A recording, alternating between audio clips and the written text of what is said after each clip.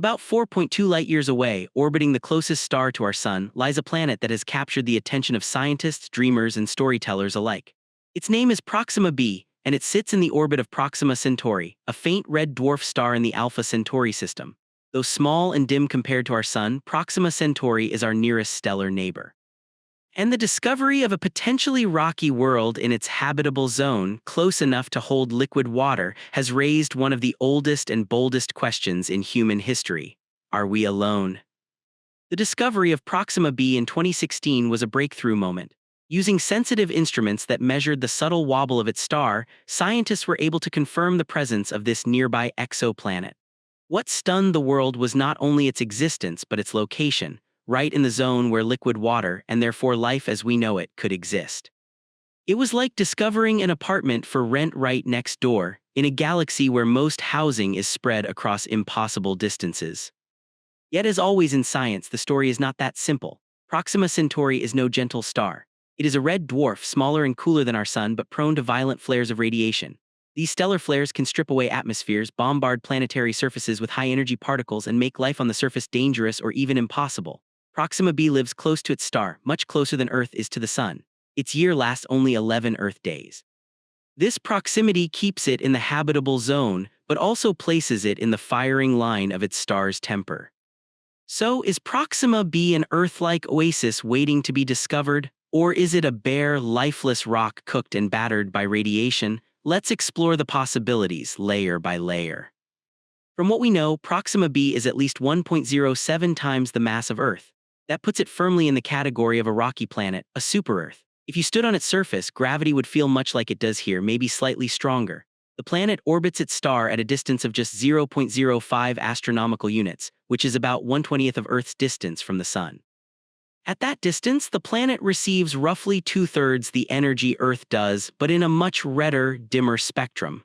Imagine standing on a surface where the sun in the sky glows not golden but deep crimson. Scientists have debated the radius and density of Proxima.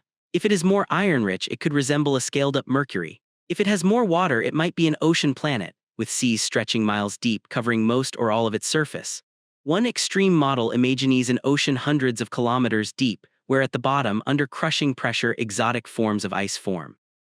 In such an environment, life might exist only in the upper layers of the ocean or hidden in subsurface niches warmed by geothermal activity.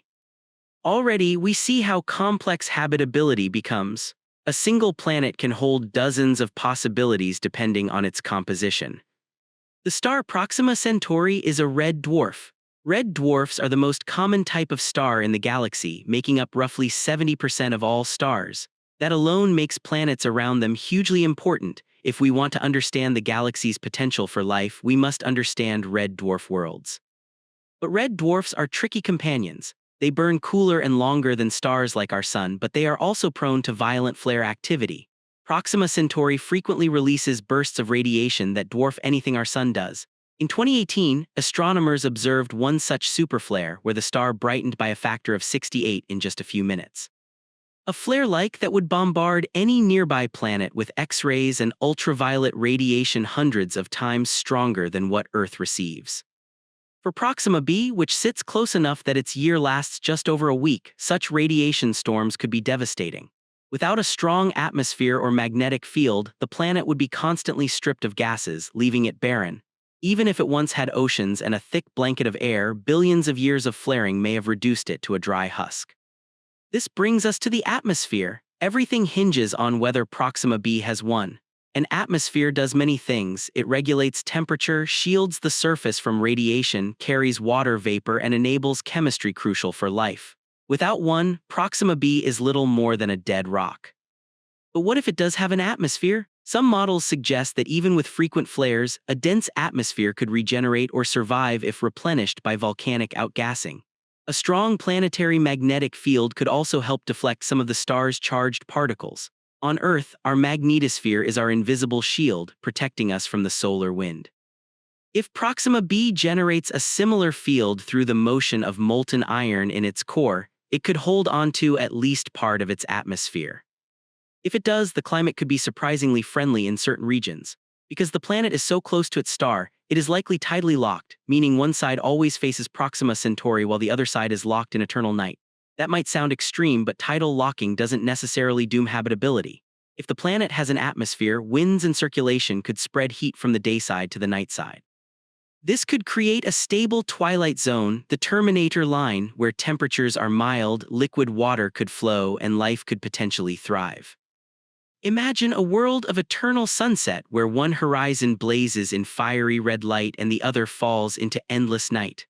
Along that narrow belt of balance, rivers might run, oceans could glimmer, and strange life might take hold. Skeptics point out that Proxima B's radiation environment seems too extreme for life. But then again, early Earth wasn't exactly friendly either. Around 4 billion years ago, Earth was bombarded by asteroids, exposed to stronger solar winds, and lacked the protective ozone layer we have now. Yet life still managed to appear, simple microbes that clung to deep-sea vents, shielded themselves underground, or adapted in ways we barely understand. Perhaps Proxima b, if it ever had the right conditions, could follow a similar path.